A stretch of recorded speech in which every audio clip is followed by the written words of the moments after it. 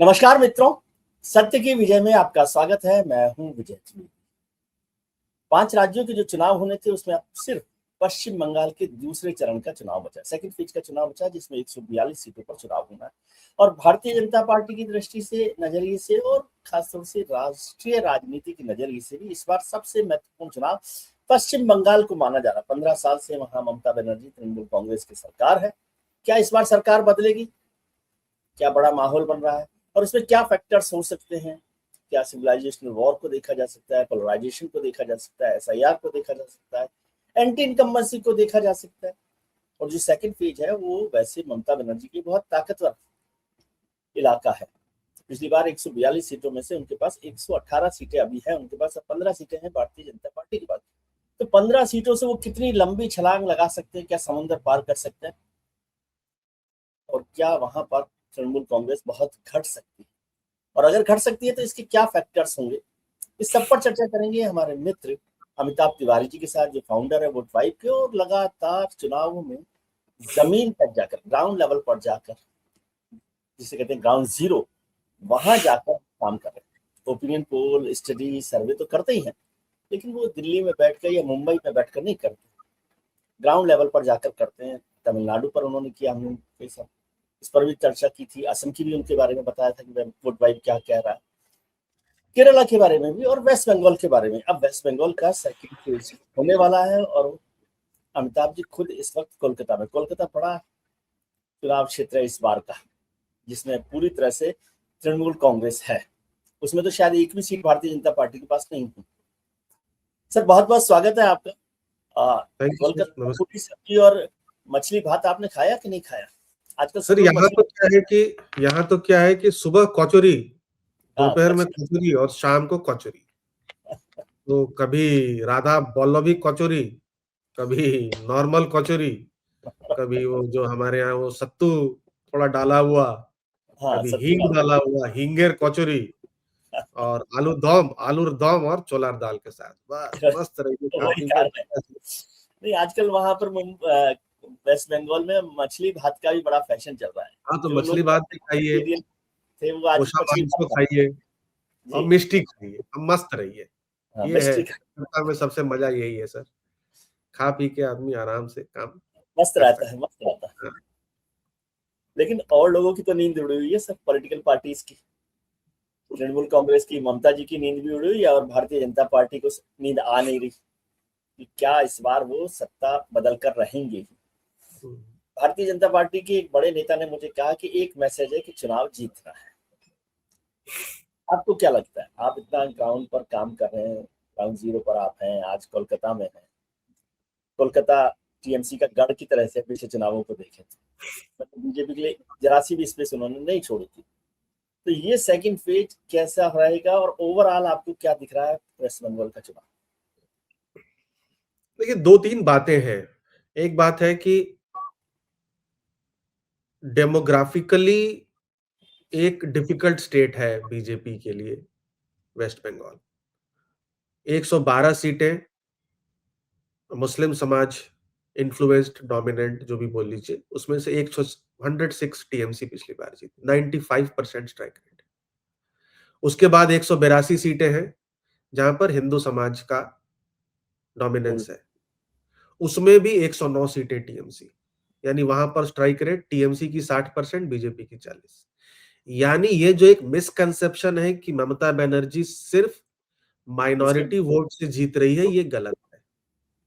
क्योंकि उनके पास जो 48% वोट शेयर है, उसमें से 24% मुस्लिम समाज से आता है, 24% हिंदू समाज से आता है। तो हिंदुओं का भी सिग्निफिकेंट वोट उनको मिलता है और हिंदू डोमिनेंट सीट्स में भी उनकी स्ट्राइक रेट बीजेपी से अधिक है। अब 2-3 बातें और है कि भाई 15 साल की एक एंटी इनकम्बेंसी है, लैक ऑफ डेवलपमेंट है। अगर आप घूमेंगे पूरे बंगाल में तो आपको वो विजिबली दिखेगा, कलकत्ता अगर छोड़ दे तो। Law and order, women safety, ये इश्यूज हैं। और क्रक्स ऑफ द मैटर अब हो गया है आसाम की तरह ही यहां भी, कि जो घुसपैठियों का मामला है, इलीगल इमिग्रेंट्स का मामला है, और ये लिंक्ड है माइनॉरिटी अपीसमेंट से।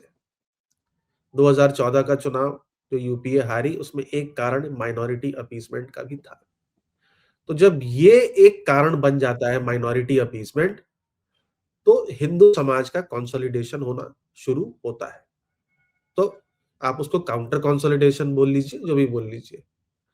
तो बीजेपी इस चीज पे बैक कर रही है कि हिंदू समाज का अगर कंसोलिडेशन हो जाए due to various factors, not only Hindutva, due to corruption, due to women safety, due to illegal immigration, due to lack of development, due to Hindutva, due to polarisation, mixture of many factors.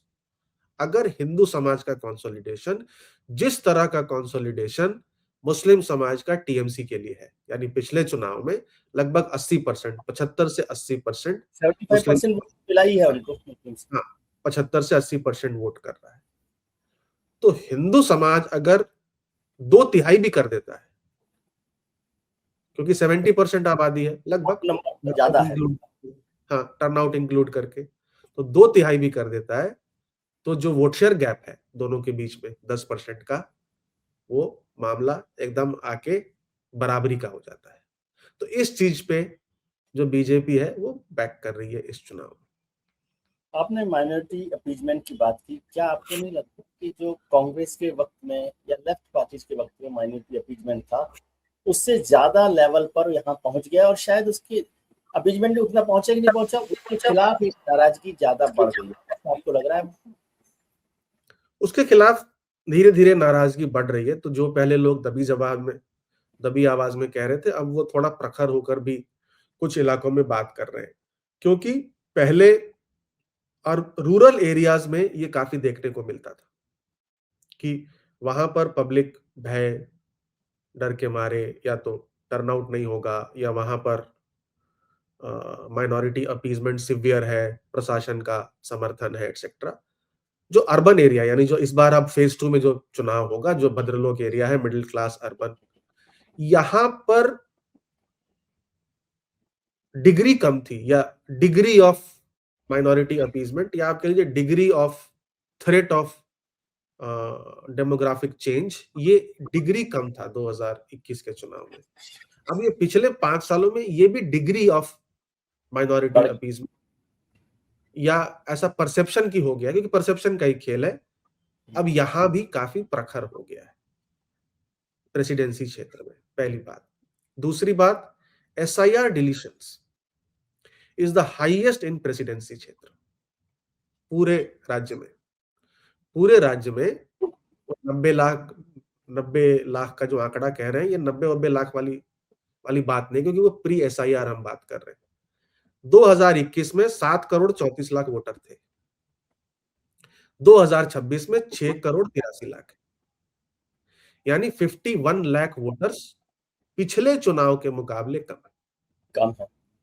51 lakh, that is 7% लगभग। अब presidency क्षेत्र में 10% deletion है, क्योंकि 7 तो state का average है, लगभग 10% का डिलीशन है। एसआईआर डिलीशन का सबसे ज्यादा इंपैक्ट प्रेसिडेंसी क्षेत्र में। ममता बनर्जी की खुद की सीट पर आई थिंक 46,000 नेट डिलीशंस हो गए। तो ये degree of SIR is also highest here, है ना।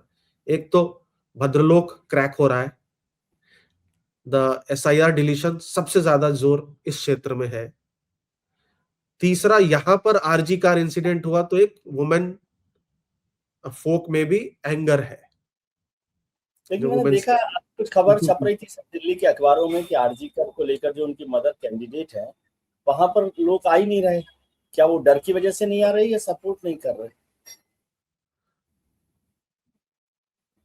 देखिए, स्टेट पूरा पोलराइज्ड है आज की डेट में, 2 भागों में बटा हुआ है। नहीं, लेकिन आरजी कर में तो पोलराइजेशन वाला इशू नहीं है ना, वो तो वुमन इशू है। Political polarisation, I am saying, when I saying polarise, 2 भागों में बटा है पॉलिटिकल चॉइस के हिसाब से।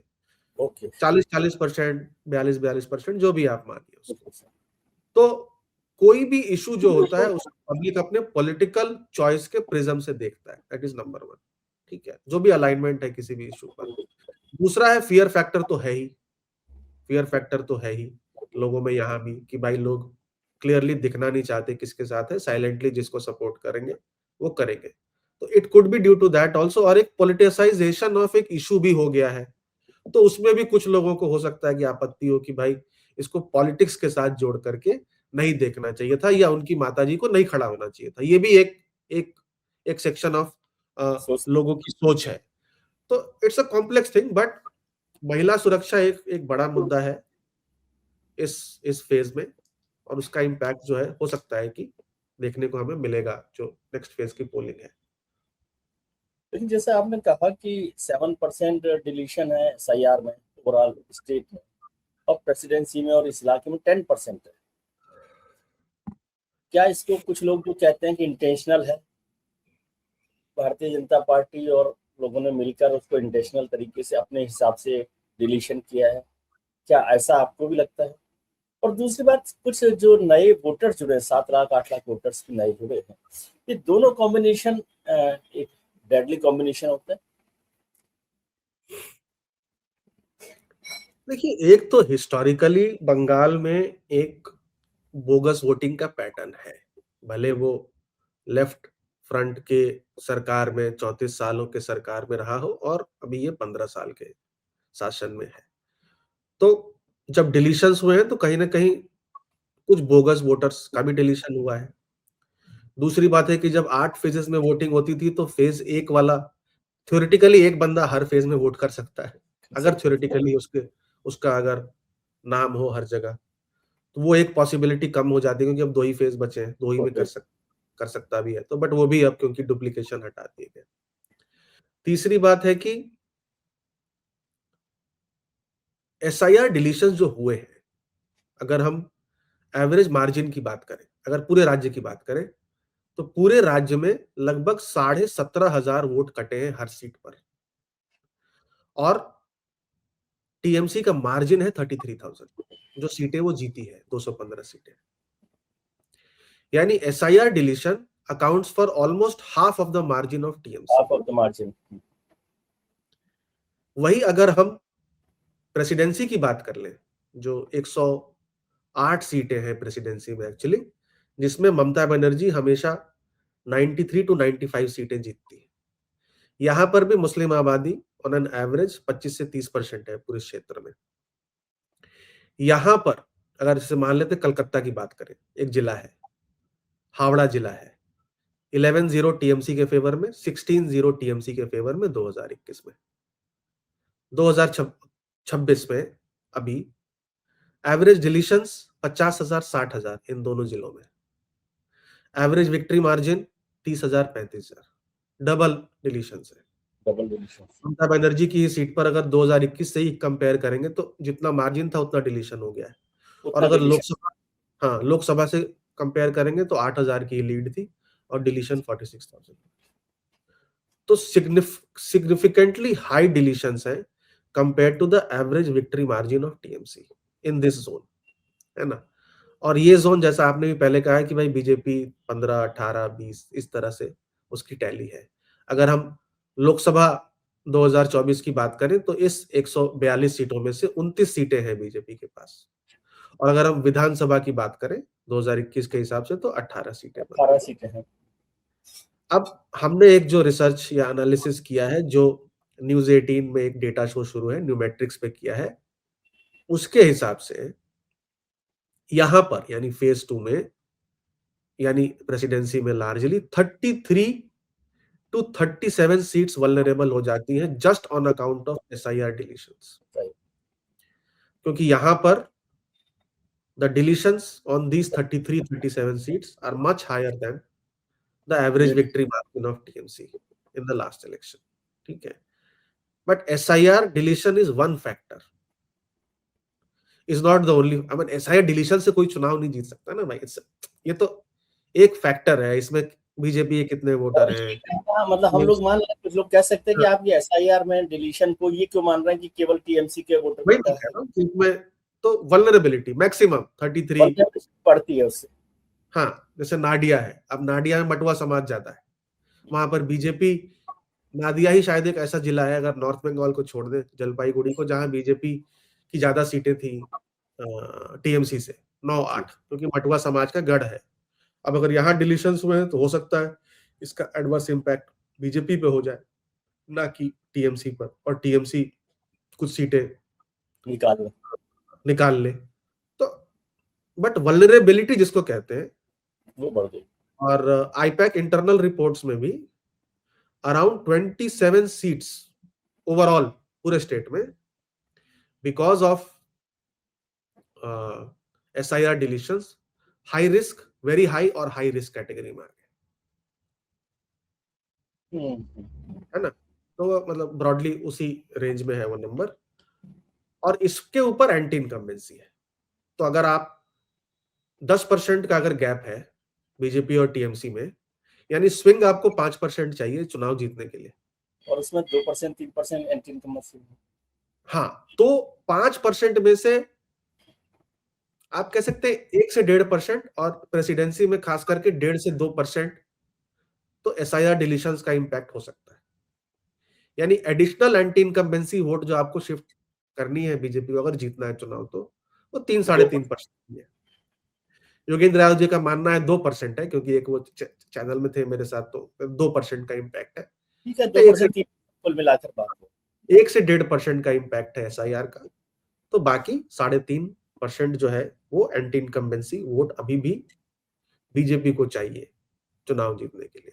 और एंटी इनकम्बेंसी अगर है ही नहीं, प्रो इनकम्बेंसी वोट है, तब तो कोई बात ही नहीं है। करेक्ट, अगर मैं तब इसको तो दूसरे तरीके से समझना चाहता हूँ आपसे, क्योंकि आप डाउन पर रहे हैं, प्रो इनकम्बेंसी के चांसेस कम है, लेकिन क्या इस इलेक्शन में बीजेपी ने जो माइनॉरिटी या पोलराइजेशन को ज्यादा फोकस किया और एंटी इनकम्बेंसी फैक्टर इस इलेक्शन में ममता के खिलाफ खड़ा कर पाए कि नहीं कर पाए ये माहौल बीजेपी?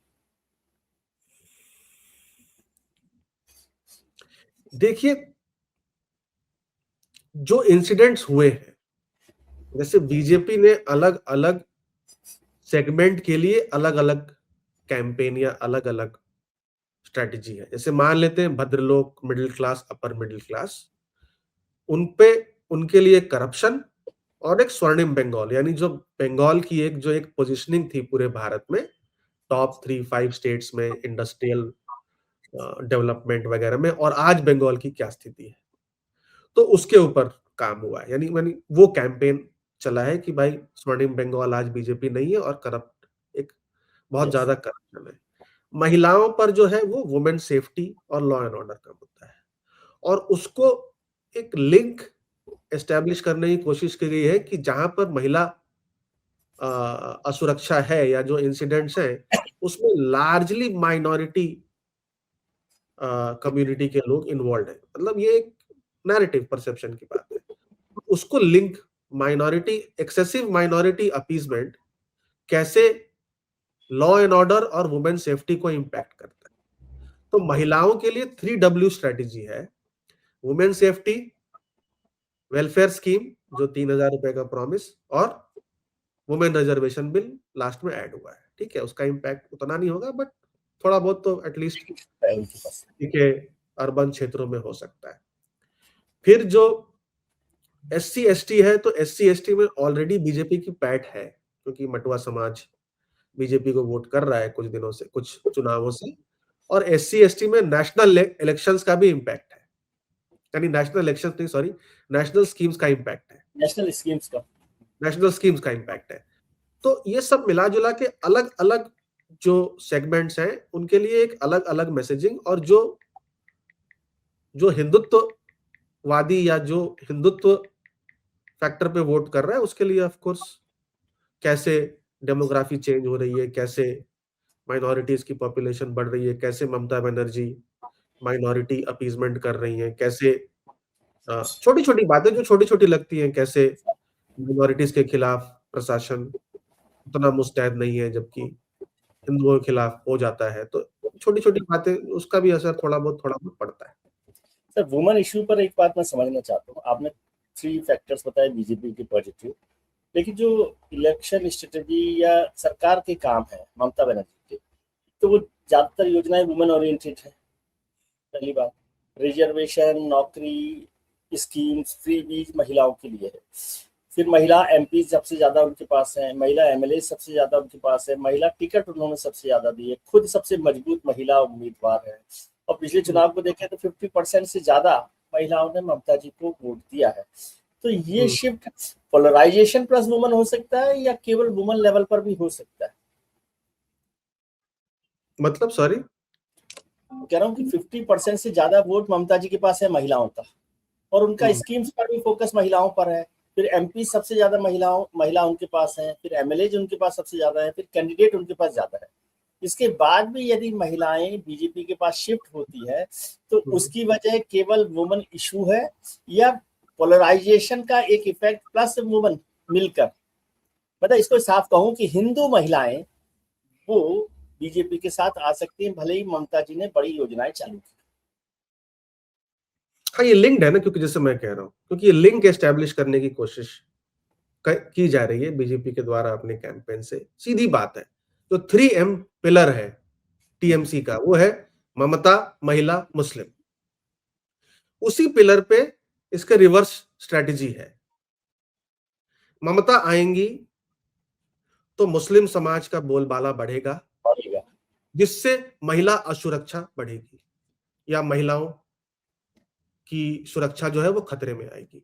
मतलब वेरी प्लेनली अगर इसको कहा जाए तो, है ना। तो ये है, अब इसके अराउंड जो भी मैसेजिंग हो, तो दो कंपीटिंग थीम है महिलाओं के पास, क्योंकि 2,40,00,000 महिलाओं को 1,750 रुपए ट्रांसफर हो रहे हैं हर महीने, 500 रुपए बढ़ाए गए। अब 3 करोड़ लगभग 35 लाख 40 लाख महिलाएं वोटर हैं, तो यानी 75% महिलाओं को 1,750 रुपए का ट्रांसफर हो रहा है। सिग्निफिकेंट नंबर है, 3 आउट ऑफ 4, है ना। तो उसका पेनिट्रेशन एकदम सॉलिड है। दूसरा है कि भाई ममता बनर्जी ही एकमात्र महिला लीडर है पूरे राज्य में, तो एक इमोशनल कनेक्ट ममता बनर्जी जी के साथ है। इसके कंपीटिंग थीम है कि भाई आपको वेलफेयर स्कीम मिल रहा है, हम उसको 3,000 देंगे। इस बात में कितने लोग आते हैं कितने नहीं कहना मुश्किल है, क्योंकि काउंटर नैरेटिव है कि दिल्ली में आपने 3,000 रुपए दिए नहीं। दूसरा, वुमेन सेफ्टी का, ये वुमेन सेफ्टी का जो मामला है, मुझे लगता है from N electoral strategy perspective, क्योंकि दिल्ली में आपने ये वादा नहीं निभाया है 3,000 रुपए वाला, ये उसकी धार उतनी तेज नहीं है जो दिल्ली में थी, क्योंकि दिल्ली, हाँ, आपने एमपी और महाराष्ट्र में ट्रांसफर किए थे पैसे, आपके पास ट्रैक रिकॉर्ड था। यहाँ थोड़ा कमजोर है मुद्दा वो। तो वुमेन सेफ्टी वाला मुद्दा जो मैंने ट्रिपल M वाली बात आपको कही, वो ज्यादा कारगर हो रहा है ग्राउंड, करेक्ट, वो ज्यादा कारगर हो रहा है। लेकिन क्या अभी भी ये इतना हो गया है कि महिलाओं का जो 50-36 पिछली बार था, जो 14% की लीड थी टीएमसी को, कि वो स्विच हो जाता है बीजेपी के फेवर में, या एक larger Hindutva umbrella which is again link to this only, कि भाई कि उसकी वजह से एक कंसोलिडेशन होता है, अब वो देखने वाली बात है। सर एक फैक्टर और जो आपने, मतलब इसी से थोड़ा सा रिलेटेड है लेकिन थोड़ा सा अलग है, कि बीजेपी का एक प्रोसेस था सिविलाइजेशनल वॉर का, हिंदू संस्कृति को, और ममता जी बंगाली अस्मिता के साथ जुड़ी हुई हैं, अपने को कनेक्ट करती हैं।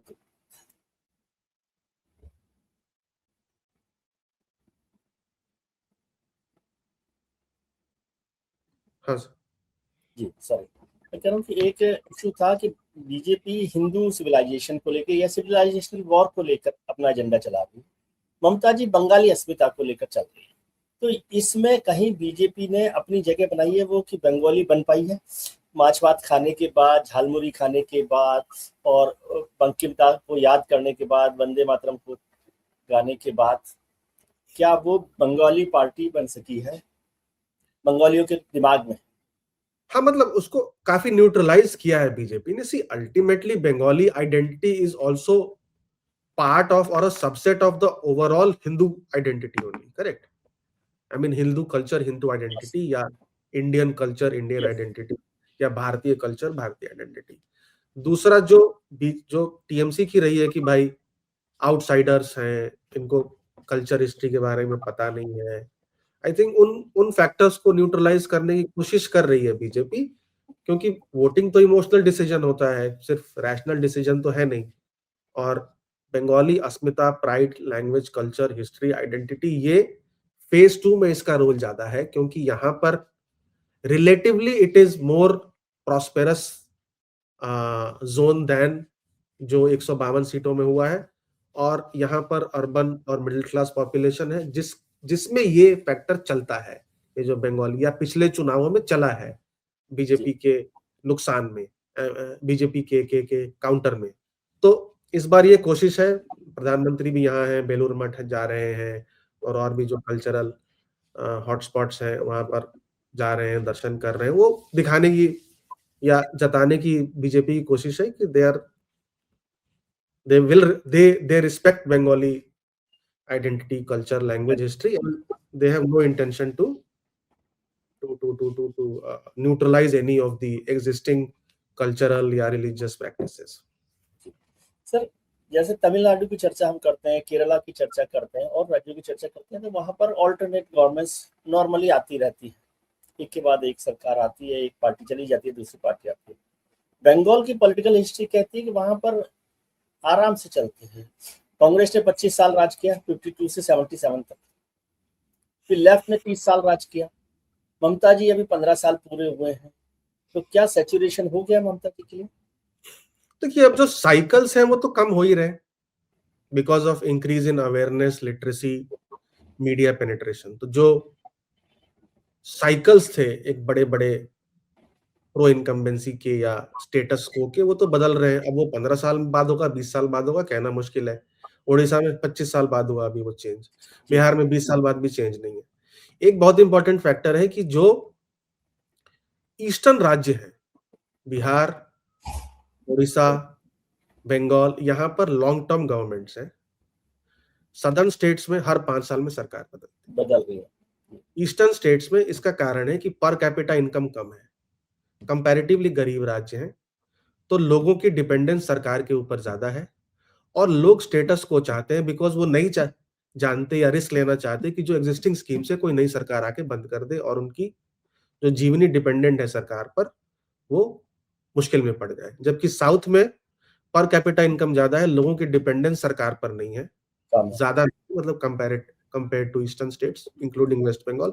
तो वहां लोग रिस्क लेते हैं, वहां लोगों को लगता है कि change is better for development.